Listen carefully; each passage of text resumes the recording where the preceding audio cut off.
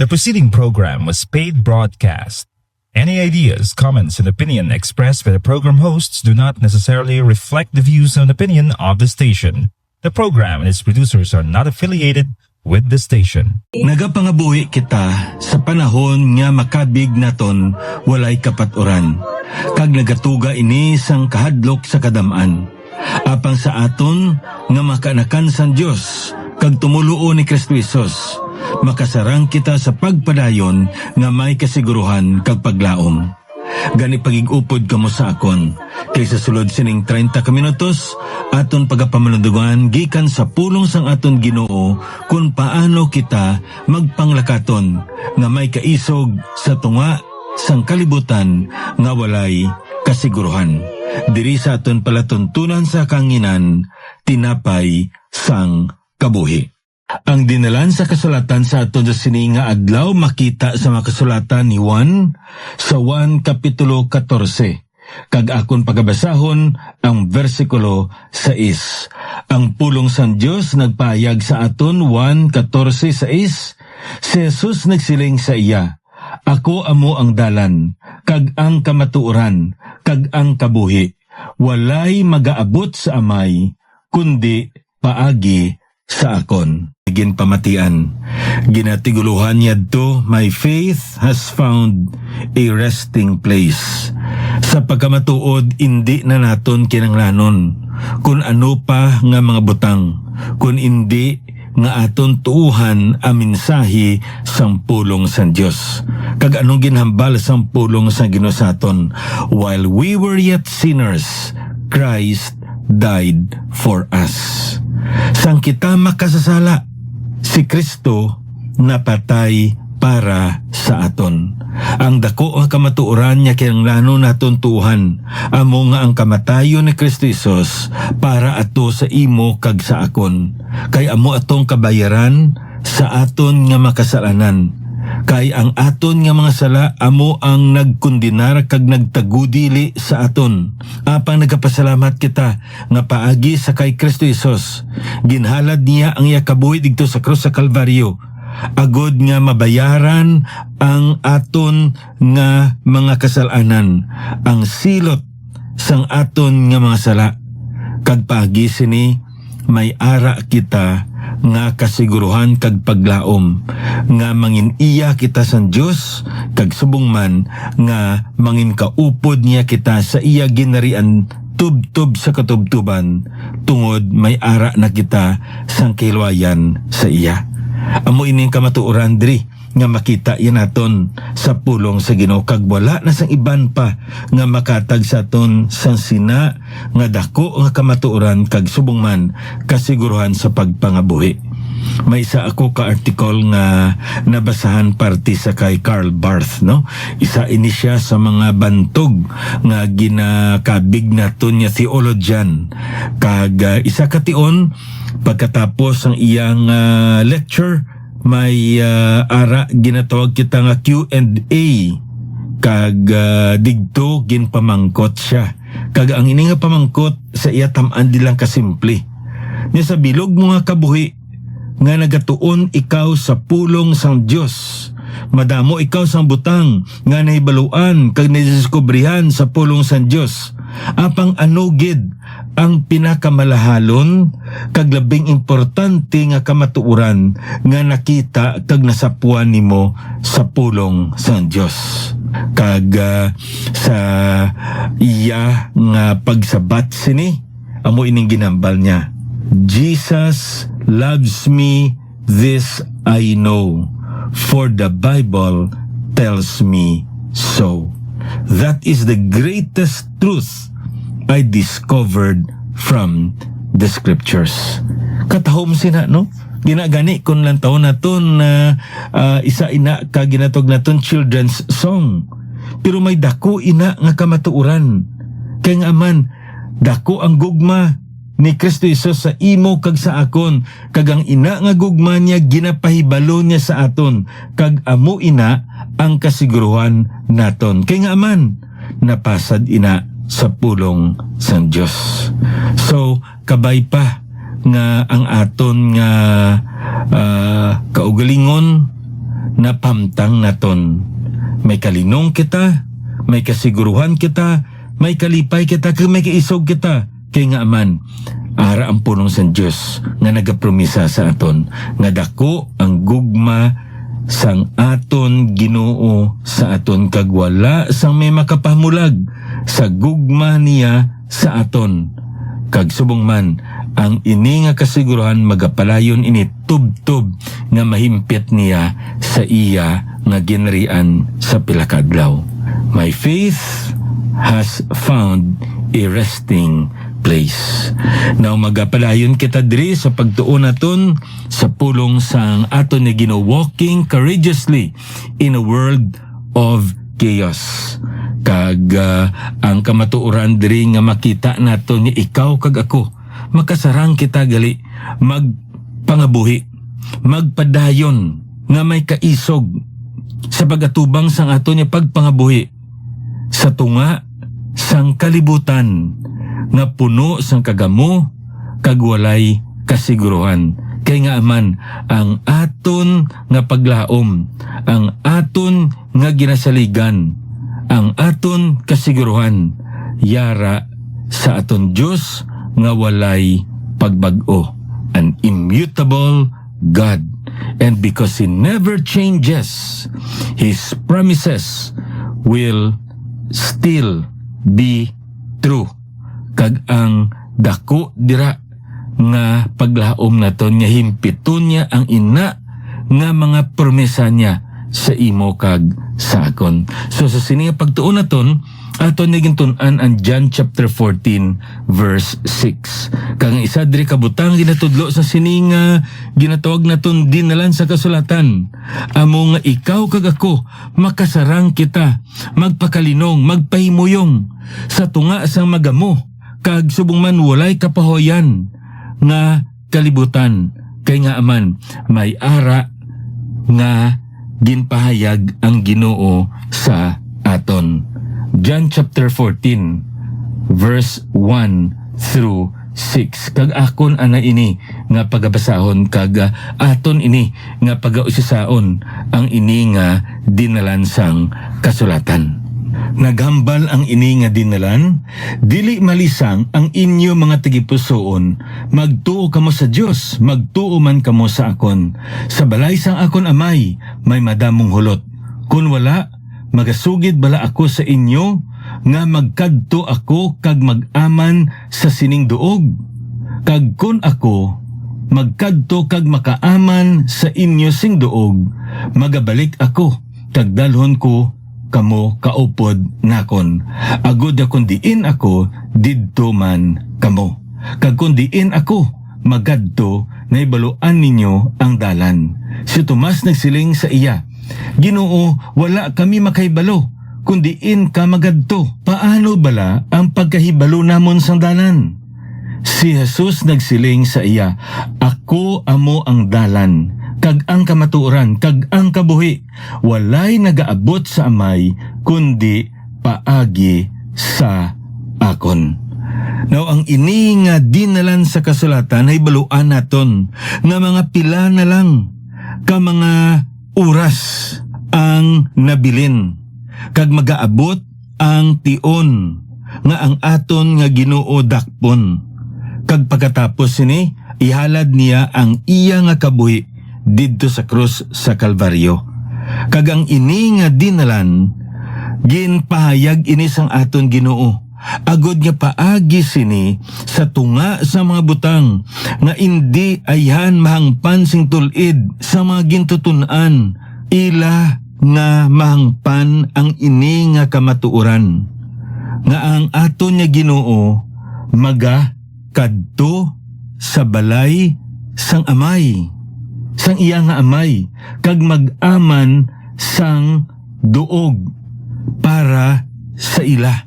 Kag subong man nga magabalik siya agod sa pagkuha sa ila, kag dalon niya sila sa sina nga duog nga ginaman niya, agod niya kung diin siya didto man magapuyo ang iya nga mga gintuton-an. Kag ang ini nga ginpahayag sang aton nga Ginoo, dako ini nga saad kag subong man butang nga ginhatag sang Ginoo sa tanan-tanan nga tumuluo, hindi lang sa iya mga gintutunan, kun hindi sa tanan-tanan nga tumuluo, nga nagaabot man ang kalisang, nagaabot man ang butang kaysa hindi naton maintindihan, kay amo ini ang dako nga comfort, kaligunan, kasiguruhan, kag subong man kalipay naton. Amo ini ang makita naton sa sini nga dinlan sa kasulatan. Apang ang dako diri nga butang nga ginatudlo sa aton, amo nga sa tunga sang kalibutan nga indi naton mangpan kagamo kag tam-an ka masako nga kalibutan. May ara kita gali kalinong, may makapahimuyong kita kun ikaw kag ako nagatuo. Nagatuo sa ano? Una diri, we need to believe in the person. Anong ginambal diri ni Ginoong Jesucristo sa aton? Ye believe in God, believe also in me. Sa ginambal naton ining pulong diri nga believe, tuuhi, ang kamatuoran diri nga makita naton ni amo sini. Nga kung paano kamo nagatuo sa amay, dapat amo man kamo magtuo sa anak. Kaisa lang kami. Amo na ang kamatuoran diri nga masapuan naton. So we need to believe in the person.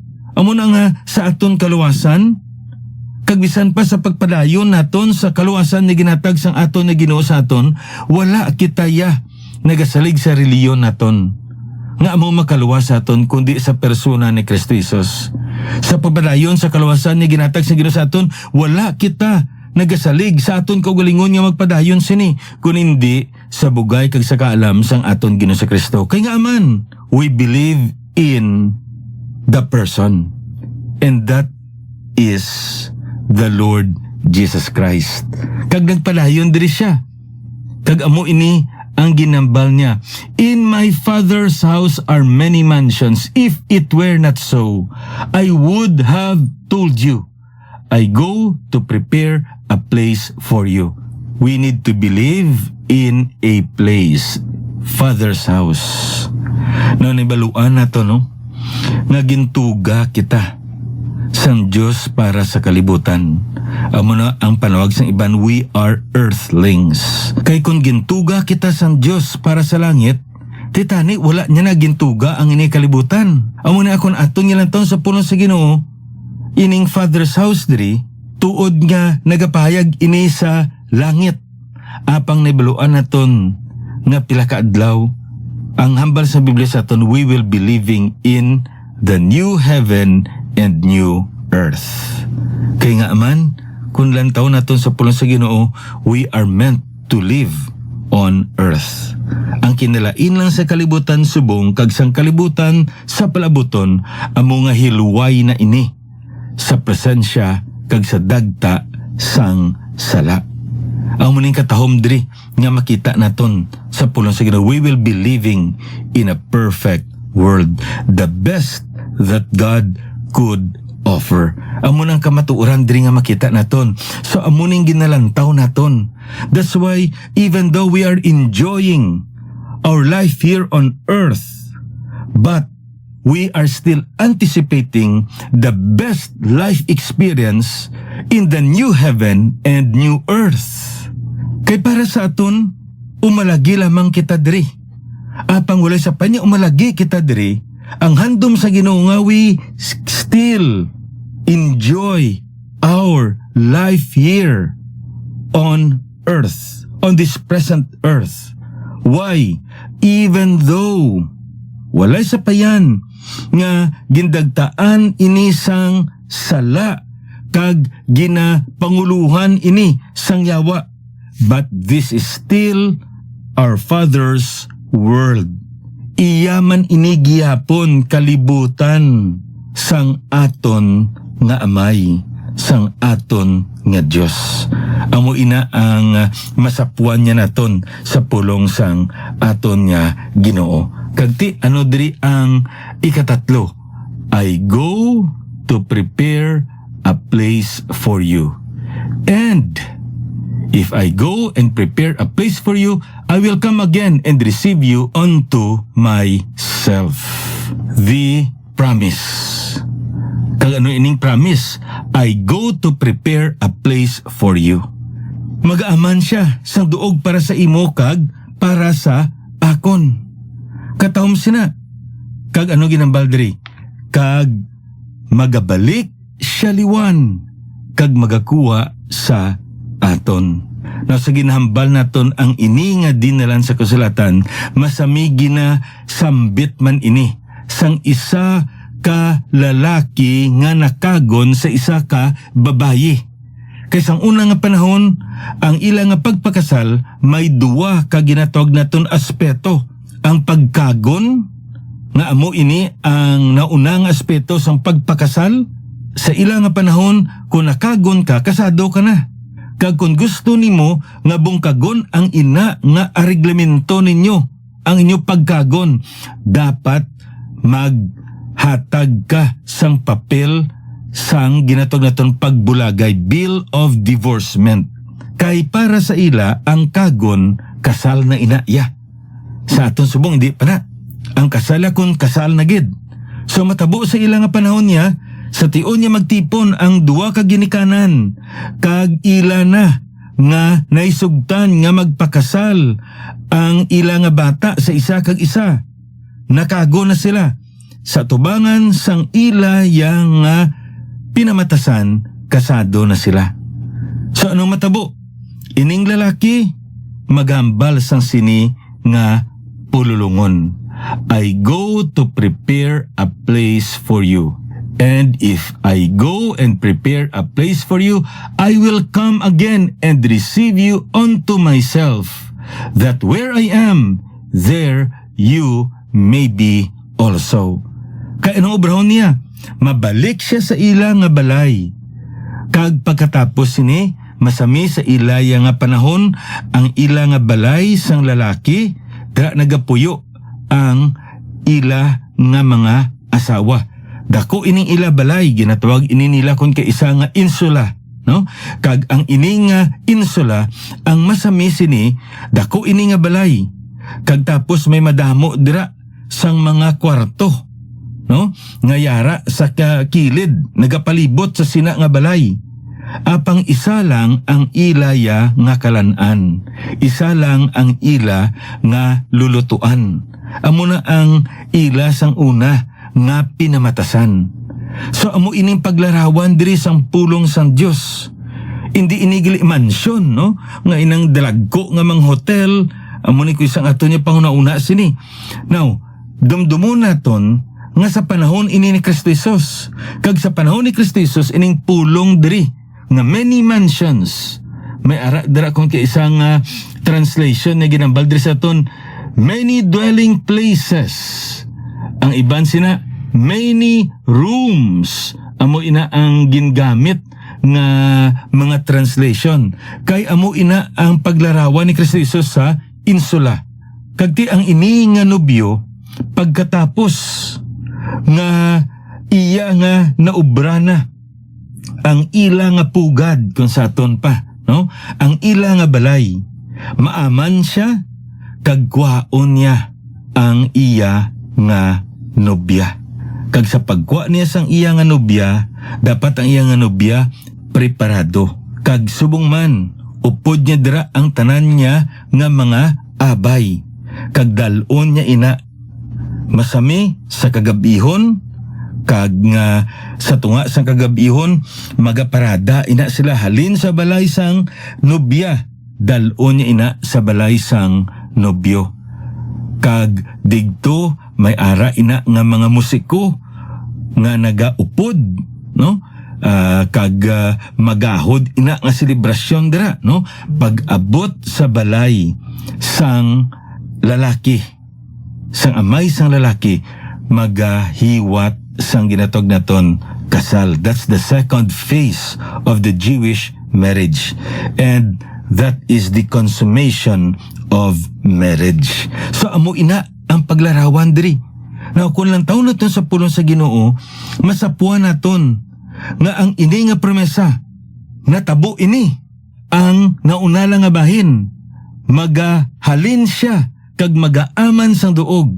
Pero ang ikaduwa nga bahin diri nga magabalik siya amo ining ginhambal diri niya kag dalon niya sila kag kundiin siya didto man sila. Wala pa ina matuman. San o ina matuman.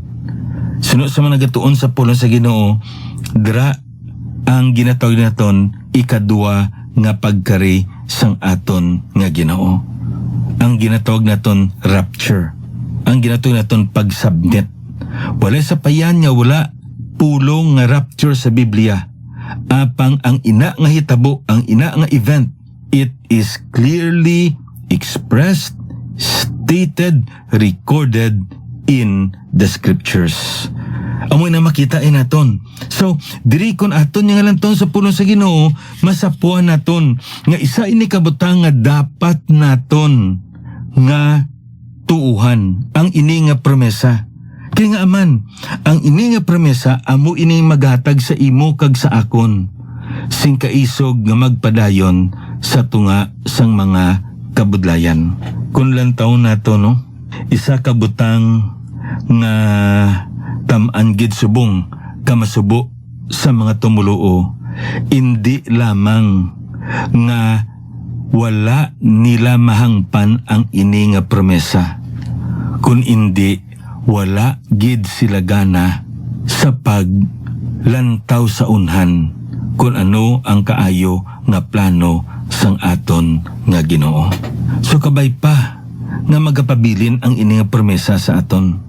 Kay amo ini ang nagahatag sa aton sing dako pagid nga kiligunan sa pagtuo. That's why kung aton nga lantaw sa pulong sa Ginoo, we should not only believe in the person, in a place, in a promise, but also in the plan. Ano ang plano sang Dios diri? Kung lantaw naton sa pulong sa Ginoo, amo nang ginambal niya, I am the way, the truth, and the life. No man cometh unto the Father but by me.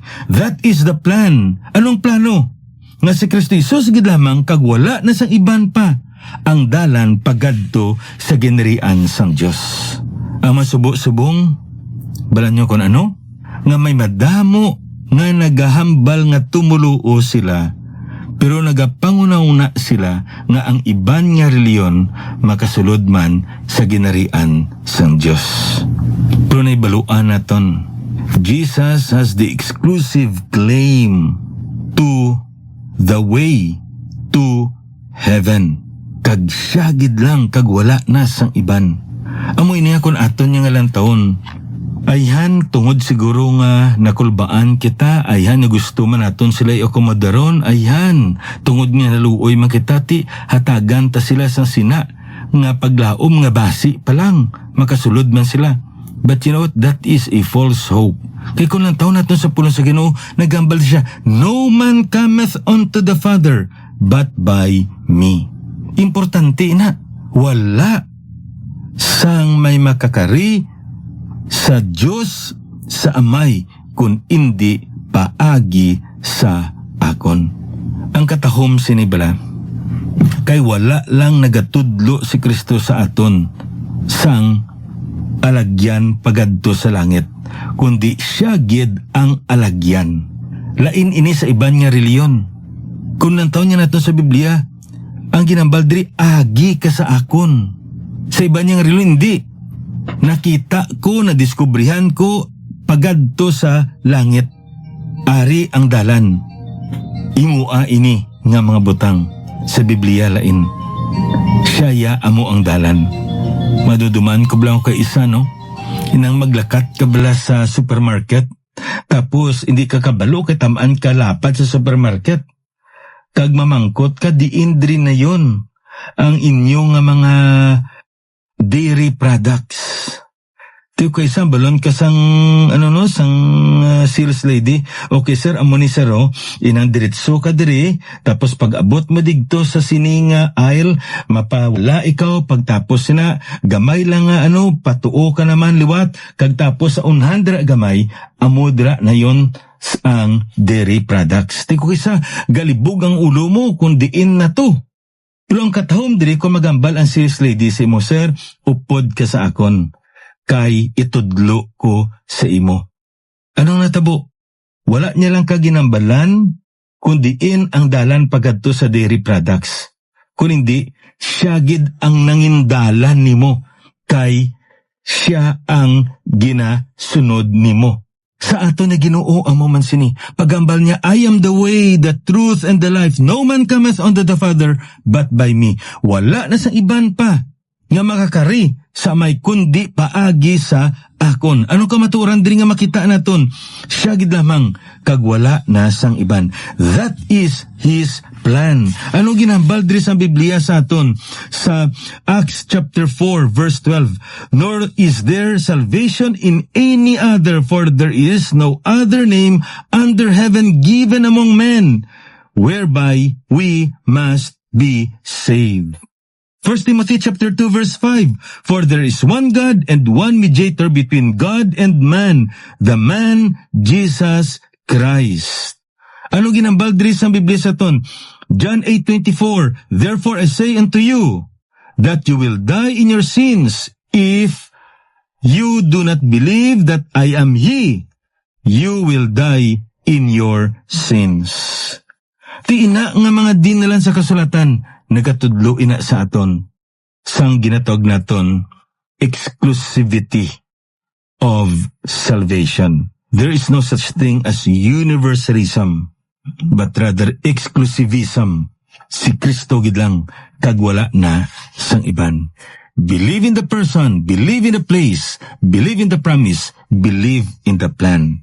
Kag ang Ginoo magahatag sa aton sing kalinong, kag makapahimuyong kita sa tunga sang kalibutan nga madamo sang gahod sa tunga naton. Kabay pa ining pulong nga aton gipanmandugan, magapadayon sa pagpakamayo, magabugay sa aton sa pagpadayon naton sa pag-alagad sa Ginoo. Ininyo biyan alagad sa kanginan, Pastor Neil Vilches, ang Ginoo magapakamayo sa inyo.